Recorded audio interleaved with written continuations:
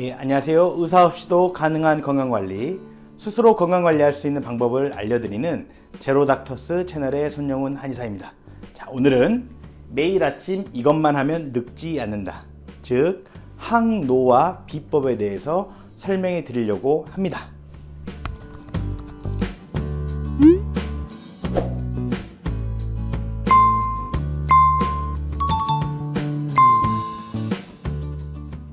오늘 설명해 드릴 항노화 비법, 건강 비법, 과연 어디에 있는 내용이냐 하면요, 바로 동의보감에 있는 내용입니다. 동의보감 처음을 피게 되면요, 첫 단락에 병이나 약이나 침이나 이런 내용이 나오지 않습니다. 바로 첫 단락에 무슨 내용이 나오냐면 양생법이 나옵니다. 늙지 않고 건강하게 사는 방법, 양생법이 나옵니다. 허준 선생님은 이러한 양생법을 가장 처음에 실음으로써 병을 관리하는 것 중에 가장 중요한 것이 양생법이다. 양생법을 통해서 병에 걸리지 않는 것이 중요하고 건강하게 생활하는 것이 중요하다. 자, 그러면 허준 선생님께서 병에 걸리지 않는 양생법을 왜 이렇게 강조하셨냐?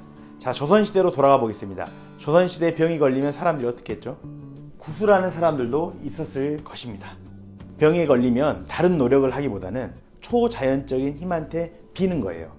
허준 선생님은 이런 모습들을 보면서 사람이 스스로 노력해야지 왜 다른 초자연적 힘에게 비느냐, 이런 생각을 하셨던 것 같습니다. 자, 두 번째로 또 사람이 병에 걸리면 참고 참다가 병을 키워서 어디를 가요? 약이나 침을 하는, 그 당시 병원에 가게 되겠죠. 허준 선생님은 이것을 보면서 왜 병을 키워서 병원에 가느냐, 집에서 병을 키우지 않고 건강하게 할 수 있는 양생법을 해야 된다. 즉 허준 선생님의 이 양생법은 그 당시 사람들이 초자연적 힘을 빌리거나 아니면 병원에만 찾아가거나 이런 모습들을 보면서 이러한 두 가지로는 참된 건강을 찾을 수 없다. 참된 건강은 스스로가 찾아야 한다. 이것을 강조하기 위해서 동의보감 첫 단락에 바로 양생법을 써놓았던 것입니다. 자, 허준 선생님이 써놓았던 양생법 자세히 한번 살펴보겠습니다. 허준 선생님은 양생법을 통해서 병에 걸리지 않도록 힘써라. 그래서 양생법 언제 하냐? 매일 아침에 합니다. 매일 아침에. 자, 매일 아침에 우리가 일어나면 뭐를 맞부딪혀요? 치아를 맞부딪힙니다. 치아를 맞부딪히는 거를 고치법이라고 그래요. 고치법. 두드릴 고자에 치아치, 이빨을 부딪힌다는 거죠. 자, 이빨을 부딪혀 보십시오. 이빨을 부딪히면 무슨 일이 일어나죠? 입안에 침이 고이게 됩니다. 침이. 그리고 이 침을 뱉는 것이 아니라 침을 삼킵니다. 보통 치아를 36번은 부딪히라고 하였습니다. 그래서 매일 아침에 일어나면 치아를 36회 부딪히는 겁니다. 그리고 침이 고이면 이 침을 삼키는 거예요. 자, 침은 중성을 띠고 침이 고이게 되면 입안이 좋은 미생물들이 많아질 수 있는 환경이 됩니다. 입안에 좋은 미생물들이 많아진 환경에서 그 침을 삼키게 되면 어때요?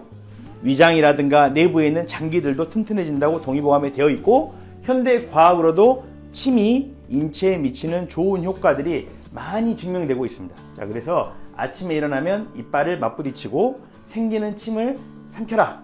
이게 첫 번째입니다.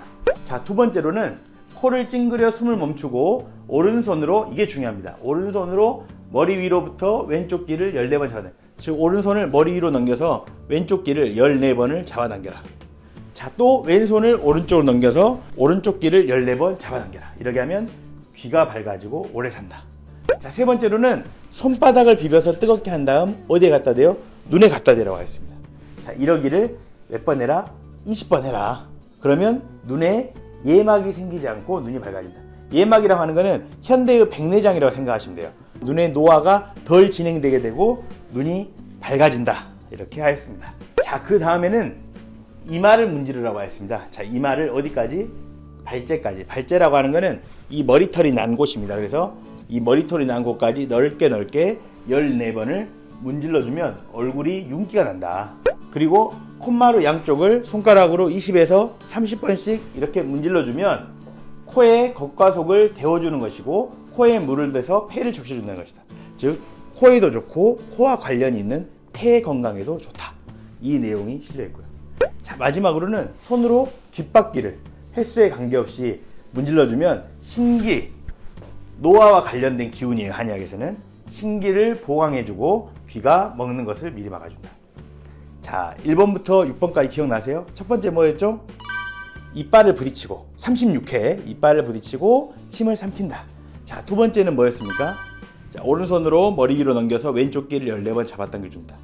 또 왼손으로 오른쪽 넘겨서 오른쪽 귀를 14번 잡아당겨준다. 예. 세 번째는 뭐였죠? 손을 비벼서 눈에 갖다 댄다. 이러기를 20번 정도 해준다. 그러면 눈의 노화가 덜 진행되게 된다. 그리고 눈이 밝아진다. 자, 네 번째는 뭐였죠? 이마를 문질러줘라. 이마를 전체적으로 문질러주면 14번을 문질러주면 얼굴에 윤기가 난다. 다섯 번째는 손가락으로 코 주변을 20에서 30회 문질러주면 코 건강에도 좋고 폐 건강에도 좋다. 마지막으로는 귓바퀴를 문질러줘라. 그러면 노화와 관련된 신장의 기운, 신기에 도움이 된다. 그리고 귀가 밝아진다. 이렇게 했죠. 자, 추가로 허준 선생님은 이러한 양생법 외에도 마음의 양생을 되게 강조했습니다. 자, 허준 선생님은 마음을 다스리라고 했어요. 그래서 지금의 의사들은 마음을 다스리기보다 신체의 질병만 치료한다. 그래서 병이 잘 낫지 않는다.